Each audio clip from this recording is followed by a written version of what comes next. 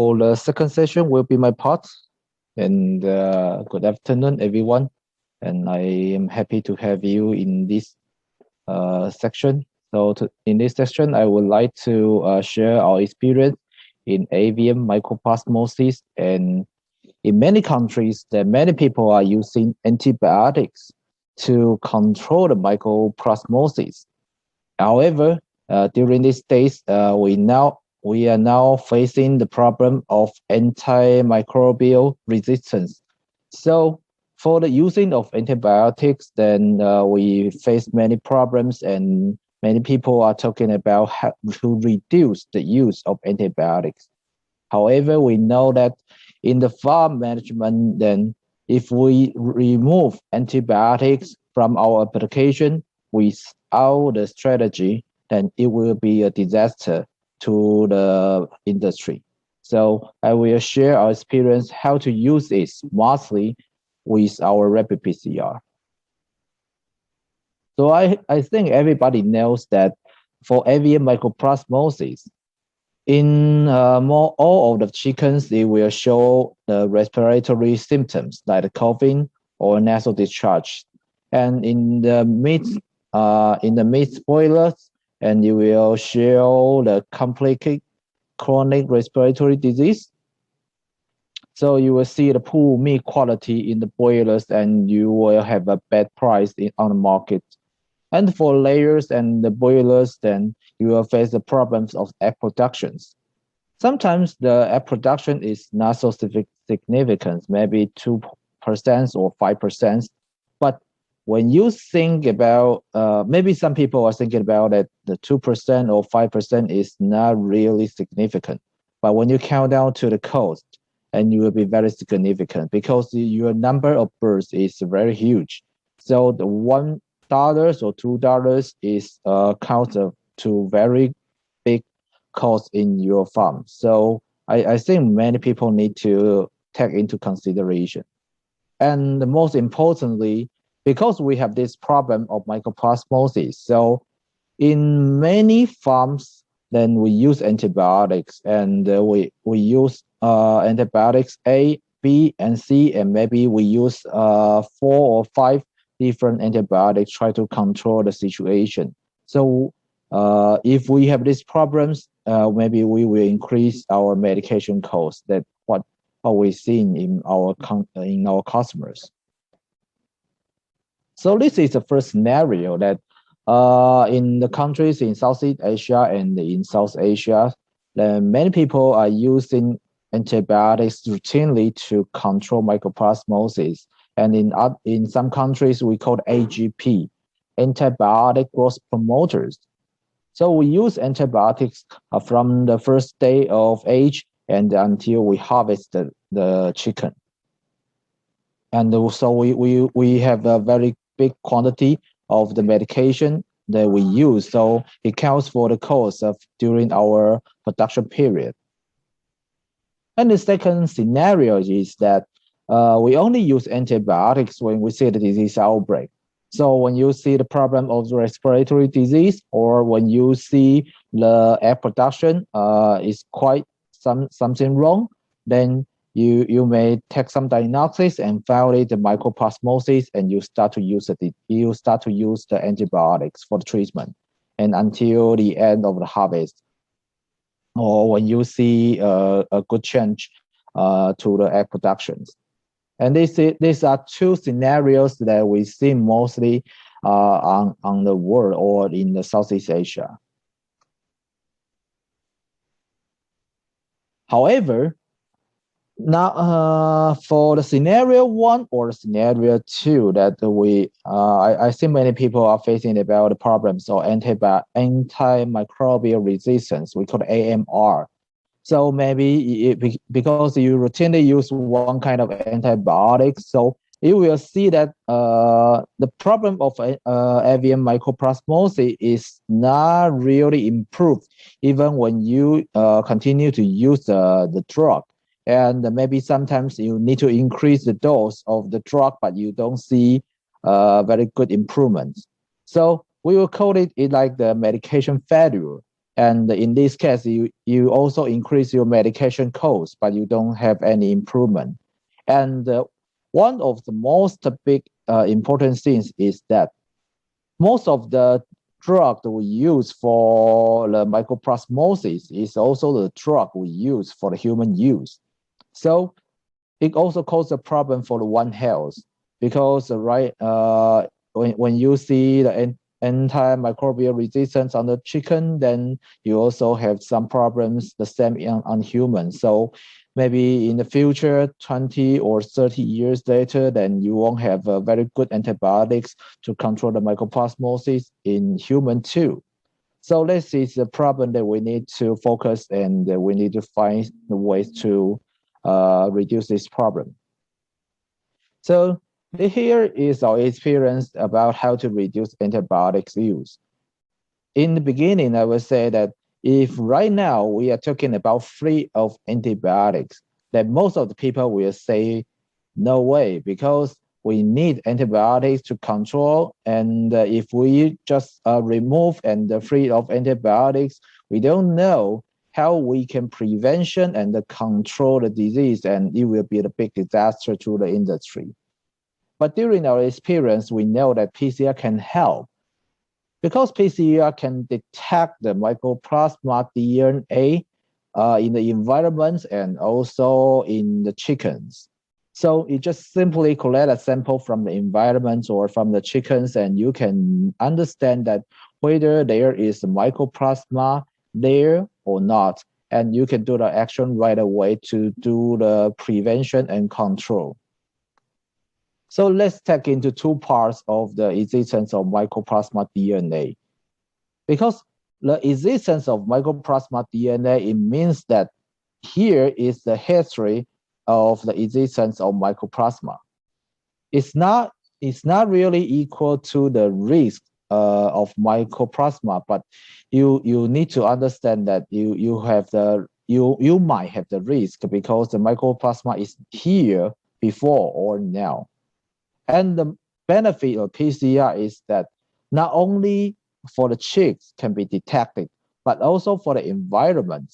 It can also detect the environment. So you can use the swab to swab water line, to swab the feed line, the fan, the floor, or the cool pad, and even anywhere that you think that might be mycoplasma contamination. And you can just simply use a swab, and you can test the swab PCR and to know where is the leaks from the environment. And you can also test the chicks from external, because I think most of people will do a very good clean and disinfection. But if the risk is from outside, if you receive a day-old chick with the mycoplasma, then no matter how good your clean and disinfection, you will still get mycoplasma because this is from outside. So PCR is a very good tools for you to check the day-old chick, whether the day-old chick contain mycoplasma contamination or not.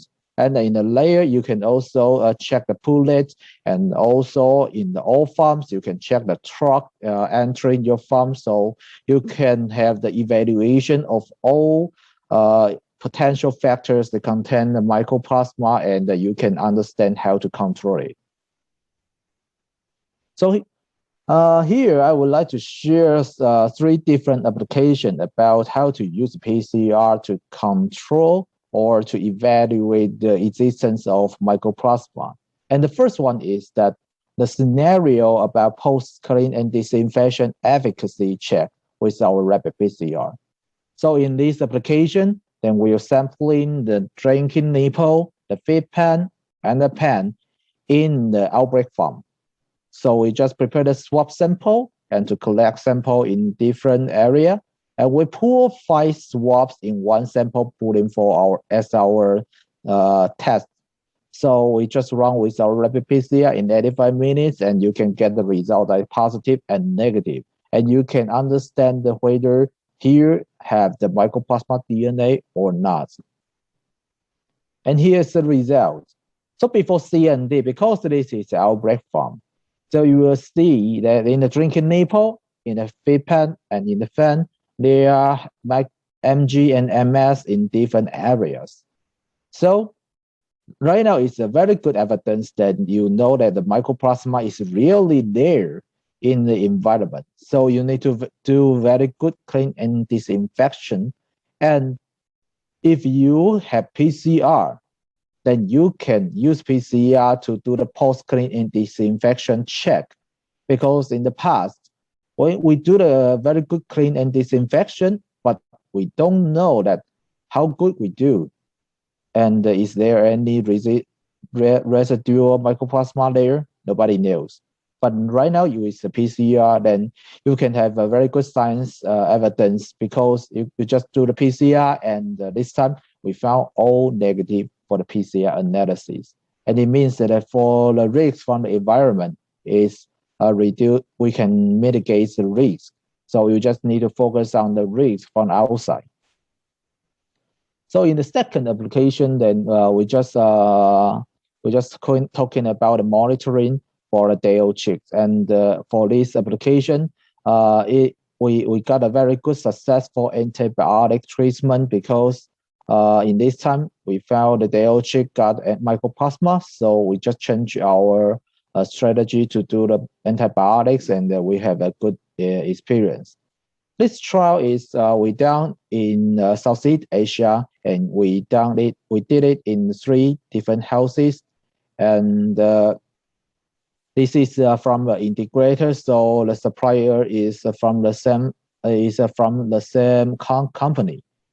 So the DOC is from their own parent stock, and before they have many different respiratory disease like IB, mycoplasma, and also some ND problems here. And for the mycoplasma, usually they have the problems at the 3rd week of the production period.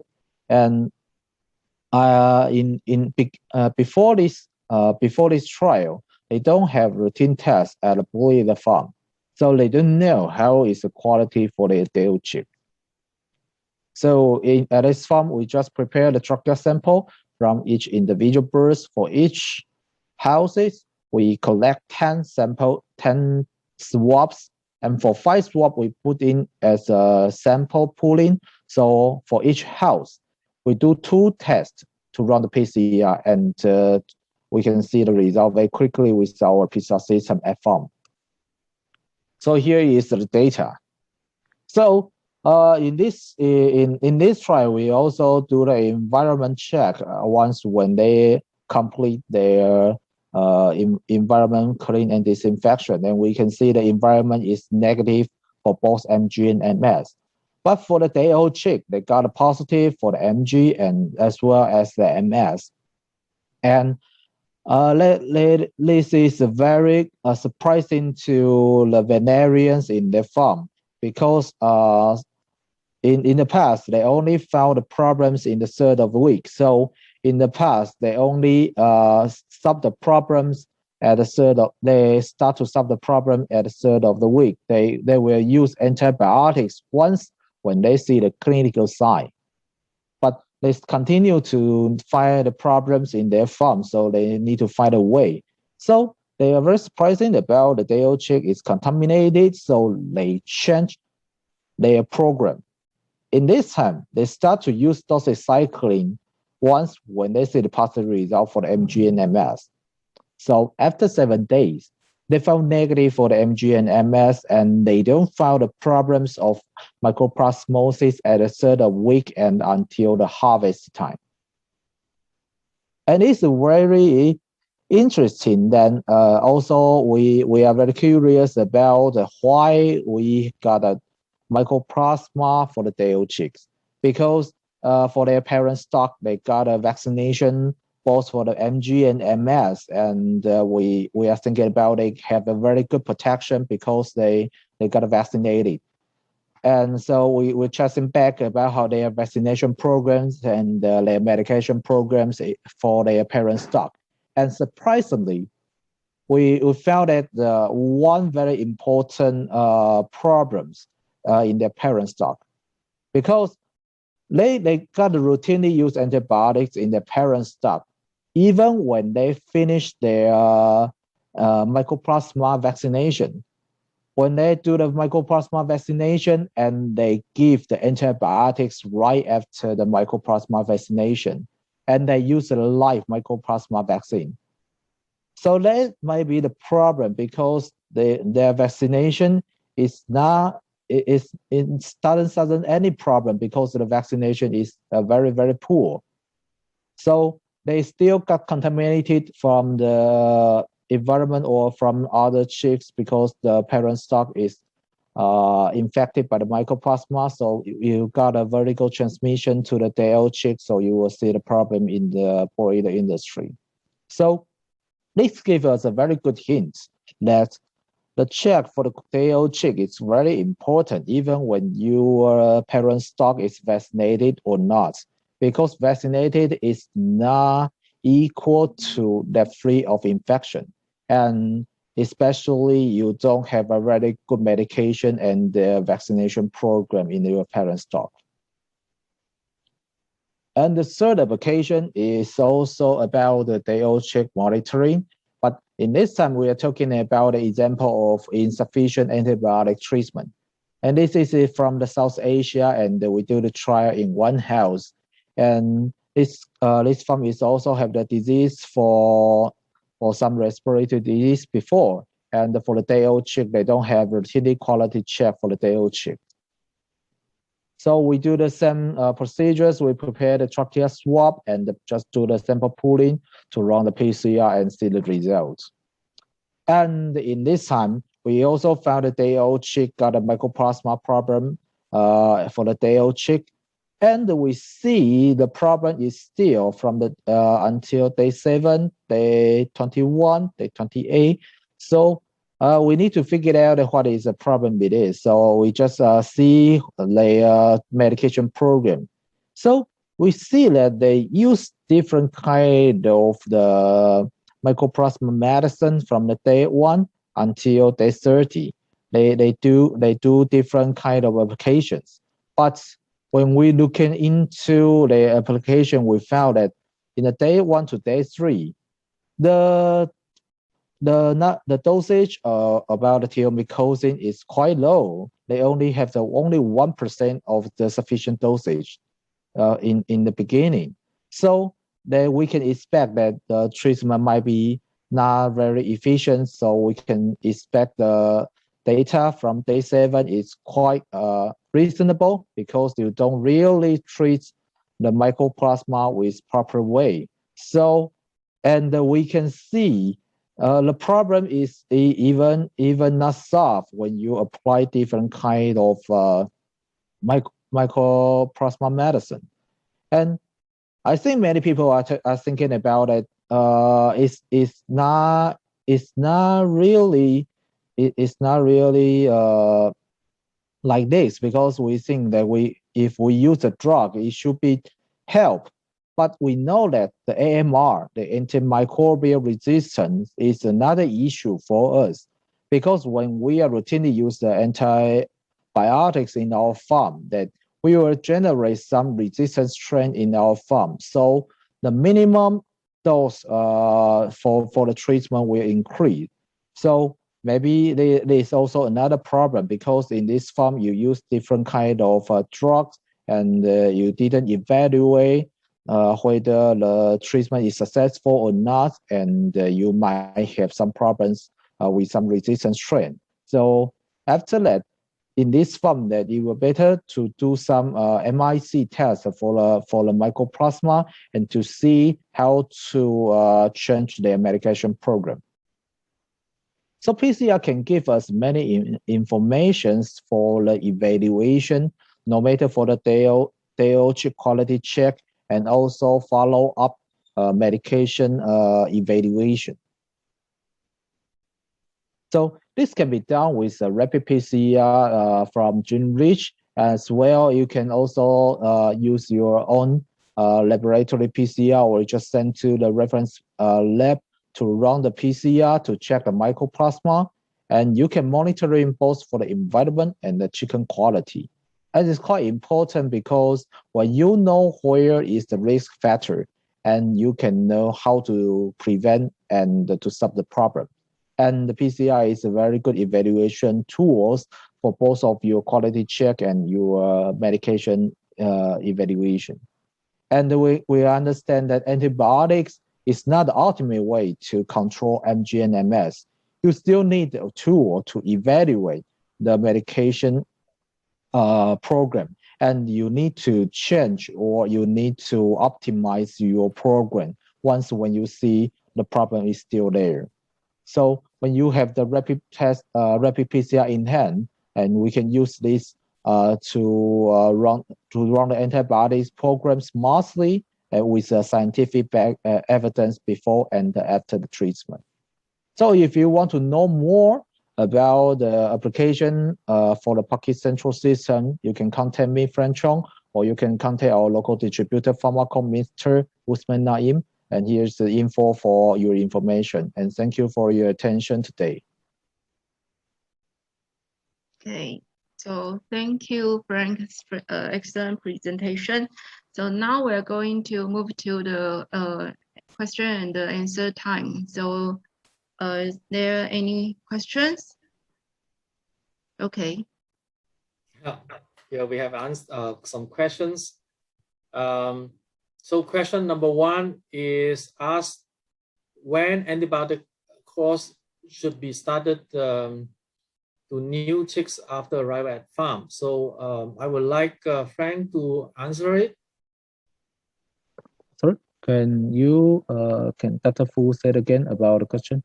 This is the question number one. Do you see the question here? How many swab samples to be collected from each setting for Mycoplasma PCR testing is that? No, I actually share a screen, some questions. Maybe Frank, you can stop share from your side. Okay. And then you can see the screen that I put up. Okay. Once you stop sharing, you can see the questions. Yes, Question number we one. can see the Dr. Fu's share our some questions slide. Okay. Okay, I can see that, but it's quite small. So let me check.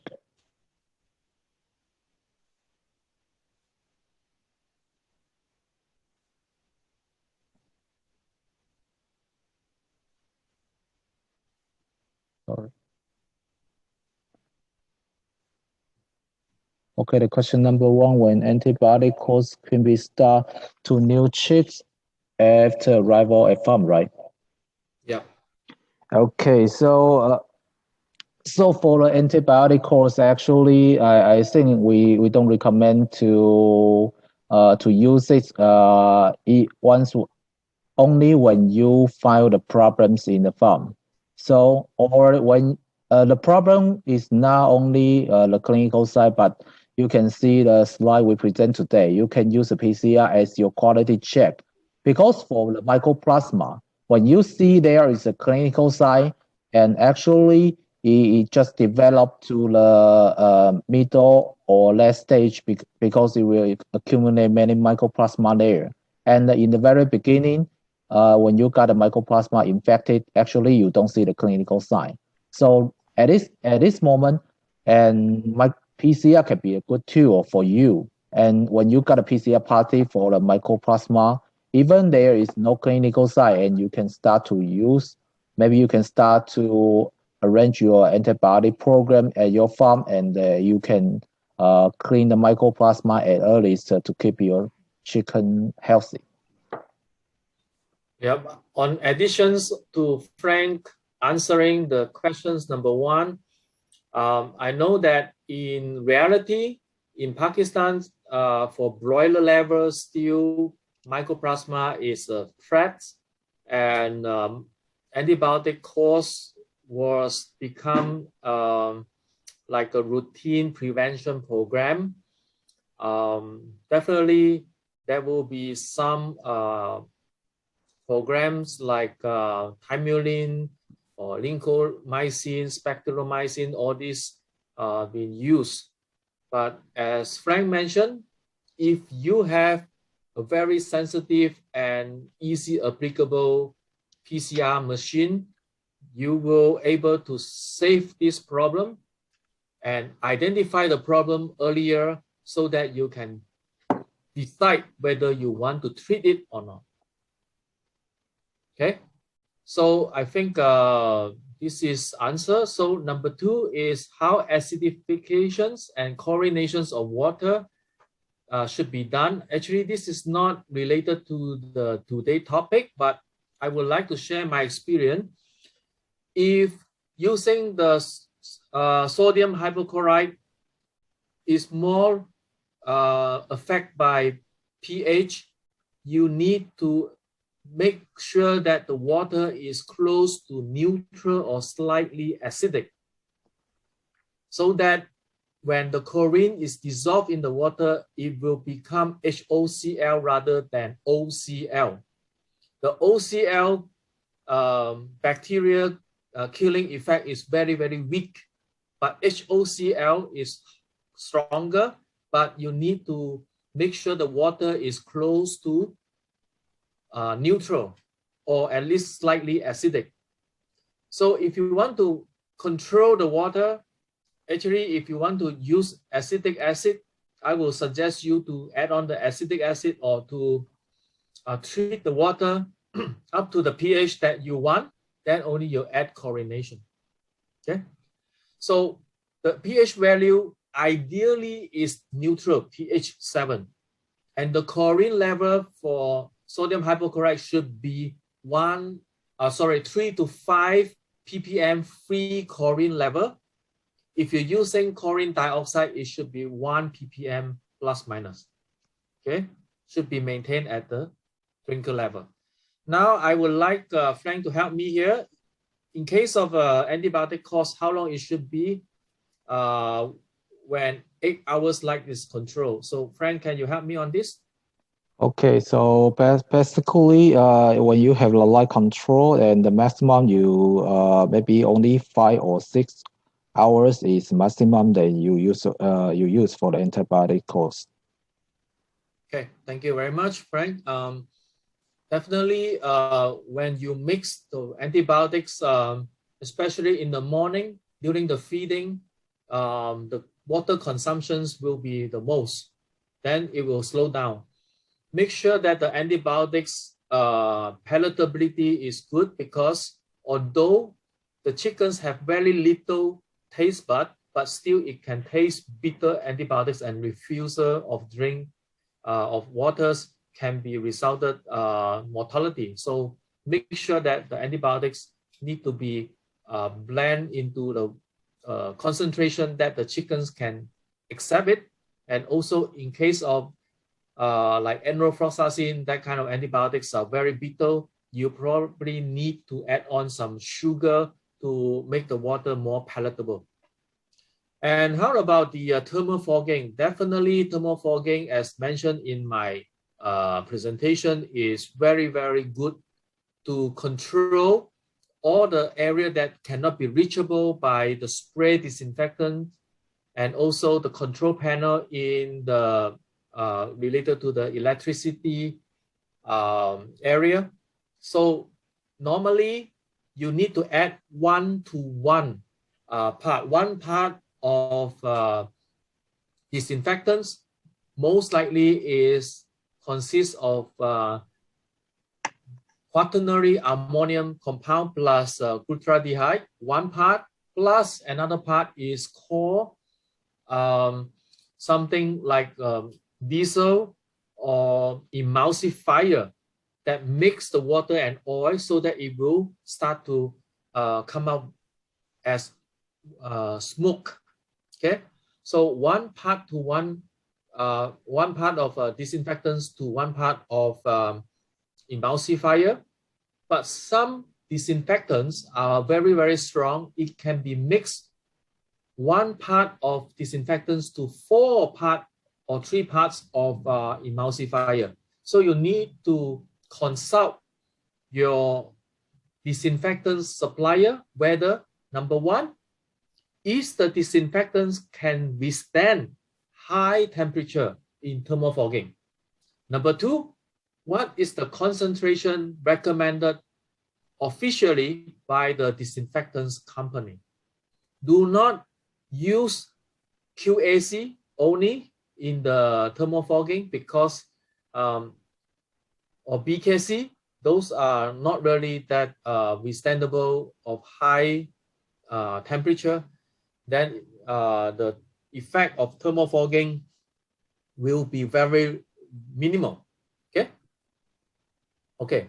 Now the subsequent questions is how the flock can be protected from MGMS and adenovirus if they're positive from GP level. I would like Frank to comment first. After that, I will try to comment later on. Yeah, Frank, do you have any idea how to control or protect, or how do you look at this question?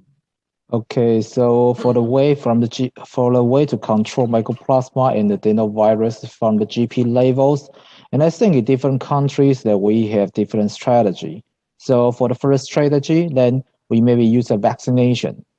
So for the mycoplasma, then we know that there is a live vaccine for not only for the mycoplasma septicum and also for the synoviae. So for some countries, they just use the vaccination and they got a good protection for the parent stock, and they can have also have the antibody to protect their progeny. And in other countries, they will have a very good clean and disinfection for the mycoplasma control. They don't use a vaccination, but they have a very good control. So in this case, they maybe need to have a very good biosecurity to get the mycoplasma free for their GP. And for this kind of application, that a very good tool to evaluate the mycoplasma in your farm is very important. And for the adenovirus, then at this moment, I think the vaccination is the best way if you want to talking about the prevention. So for the adenovirus, because there is a different serotype for the adenovirus, and the cross protection is limited. So you need to find a way to know the circulation strain in your farm, and you need to try to find out the autogenous vaccine for your GP, and they can give you a good protection from the GP to your progeny. Such a comprehensive answers from Frank. Actually, I do not have much to add on, but bearing in mind that if the frog have already positive, you need to identify whether it is PCR positive or serology positive. Because in reality, serology positive can be identified as chronic infections, or the causative agent may be already vanished. And also, there are some false positive in the serology in certain test kit. I do not going to discuss about different test kit for the specificity, but I encounter day old chicks ELISA check for MG and MS is not really that promising in terms compared to PCR. So because of the day old chicks, they may have certain unspecified proteins in their serum that will cause some reaction just crossing the positive cut-off point. So I will strongly recommend PCR, not because I'm a good friend of Frank, but I think PCR give me more reliable diagnosis in the day-old chicks to evaluate the vertical shedding for MGMS and even adeno. Yeah. Yes, and according to Dr. Fu's experience, not only PCR but also ELISA is quite important for us to evaluate the status of our GP and our progeny. So not only PCR, you need to take the result from ELISA and other tools for the comprehensive evaluation for the health quality of your chickens. Okay, I think we like Erin to help us to Yes. read out all the questions so that we can answer one by one?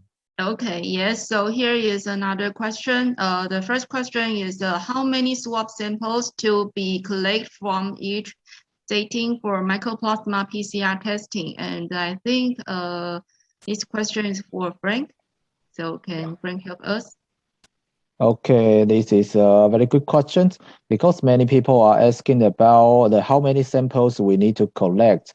And the first is about the statistic meaning for the PCR result. And the second, I think most of people are talking about the cost for the PCR testing. So according to our experience in the house, around 25,000 chickens, then we will collect 10 samples for each house. So for each house, we collect 10 swab samples, but you pour 5 swabs into one sample pooling. So for each house, you only need to collect 10 swab samples, but you need to do only 2 PCR tests to verify whether you got a mycoplasma or not. Okay. So thank you, Frank. And another question is, I think it's for Dr. Fu. And how many shots for IBH in I think it's a breeder flock? Yes. So okay. So please, Dr. Fu, help us to answer this question. Thank you. Ideally, is 2 shots. Okay, with the correct serotype. So if you have a serotype 4, you need 2. If you have a serotype 8B, you need 2. Okay, to be very, very sure that there will be no shedding. Okay. So another question is, in countries where the disease is endemic, whether serotype 4 and 8 combined can control the major pathogenic serotypes. I think this question is for Dr. Fu. Yes. And I think it's want to know how to portray the IBH or adenovirus when use the vaccine strain. Very good question. Actually, I also aware that the reason serotype 2 and 11s have been emerging in some countries, and you need to have the right vaccine serotypes.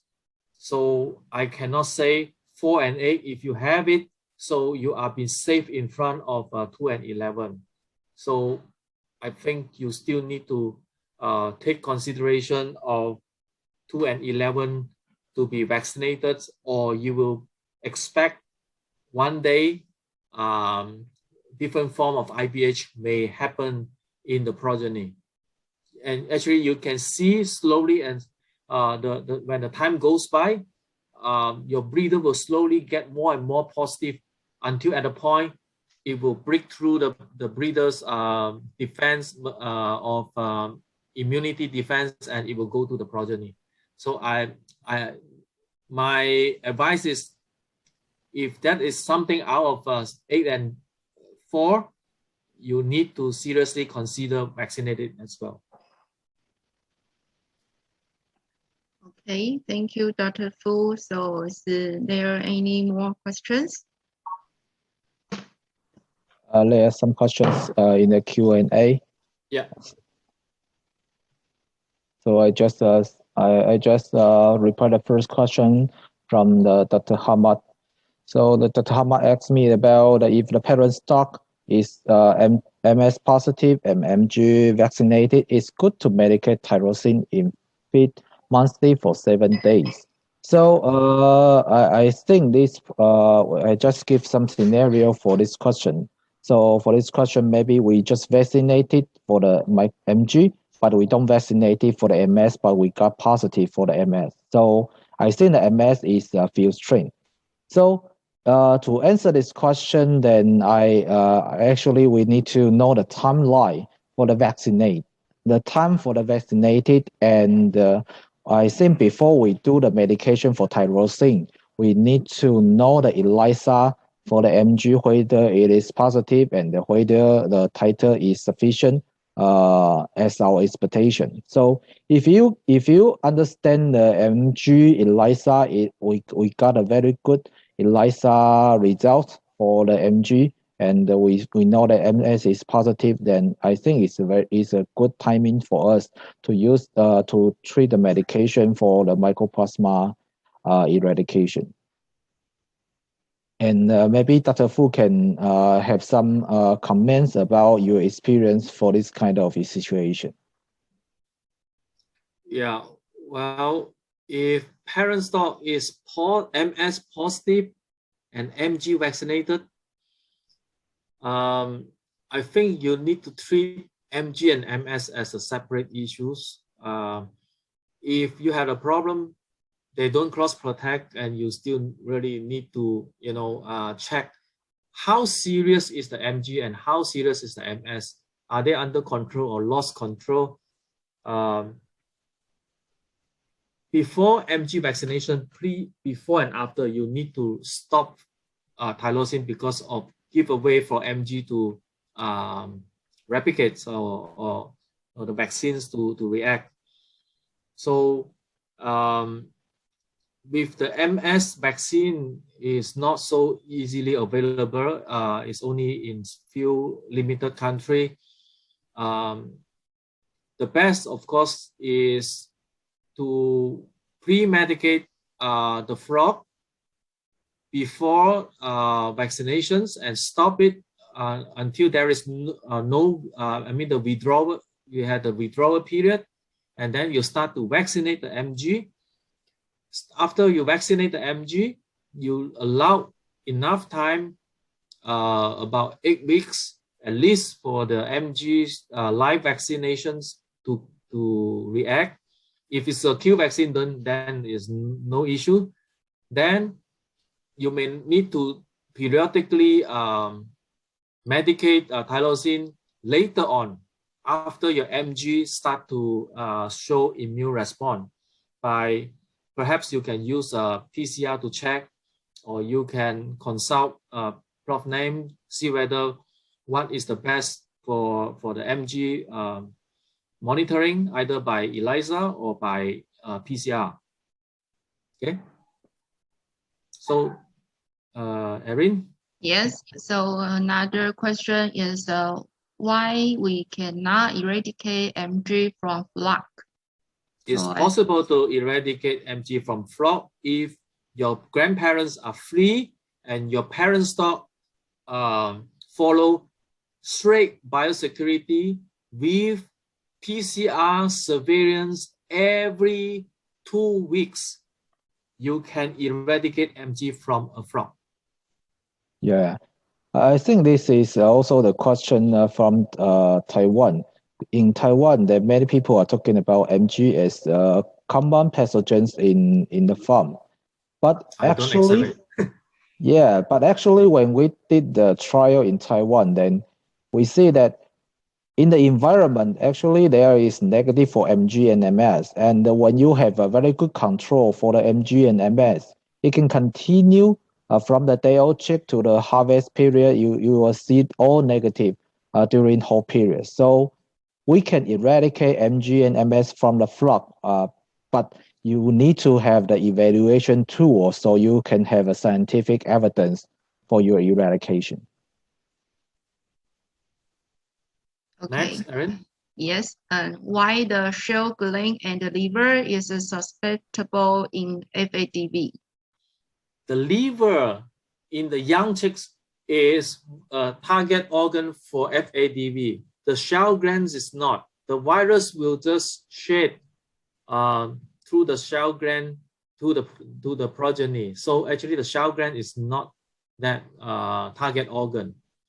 Okay, so thank you, Dr. Fu. And this question, I think, is maybe for Frank. So can you explain about environment samples, like from nipples, feeders, or others? So how many samples is it? Is it the same for the 10 samples? Yes, for the environmental samples, that actually is quite vary according to your situation, but we will recommend you just pull 10 sample, or you just have the 5 sample in pools, then these 5 swab are from the same type, just like you just use 5 swab for the nipples and 5 swab for the feeders and 5 swab for the fans. So you can test for each type of the sample with 5 swab, and you can see where is the risk. So, but do not mix the swab from the nipple, from the feeders, from the fans, because once you got positive, you don't know where is your risk factor. So the one thing that we need to keep in mind is that you just pull in the swab from the same source, and no matter 5 samples or 10 samples, it depends on your applications. Okay, thank you, Frank. So I think that is all questions for now. So is there any questions? We will like the Prof. Naim to comment on these presentations or meeting. Okay, thank you thank you for joining us today, and I think it's a very good webinar. As your question here, so as the I think I need to thank you, Dr. Fu, for the very good presentation for the fall adenovirus, and just explain this disease and how to control it. And I hope I can have experience to share with you about how to control the mycoplasmosis. And both for adenovirus and for the mycoplasmosis, and these are the problems for our day-old chick actually. So we can take into combination for this topic as the quality check for the day-old chicks, because in many countries that actually we know that there is no really a very good quality check for the day-old chicks. So, and we also found that if we got a quality check for the day-old chick, then we can reduce many problems. So I think I hope this topic help you, and maybe after that you can have a better understand for how to use those kind of tool to have a better animal management. So let's have the Professor Naim to have a comment for the whole webinars. Thank you very much. Yeah, excellent. I think the presentation and all the activity, all the presentations went very well. Question and answer session was wonderfully handled, managed, and I thank you, all three of you particularly, for organizing it, participating and responding according to the requirement of the end users. And we hope to share this recorded information with our other colleagues over here.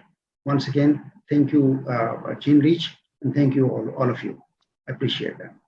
Okay, thank you, Dr. Naim. And thank you, Dr. Fu, thank you, Frank, and thank you all the people to attend our webinar today. So thank you again. So if you have any questions about how to use our PCR in the animal health management, so please contact Jinrich or contact our distributor Pharmacon in Pakistan. So thank you again, and we hope see you soon next time. Okay, see you guys. Okay. Bye. Goodbye. Bye-bye. Thank you.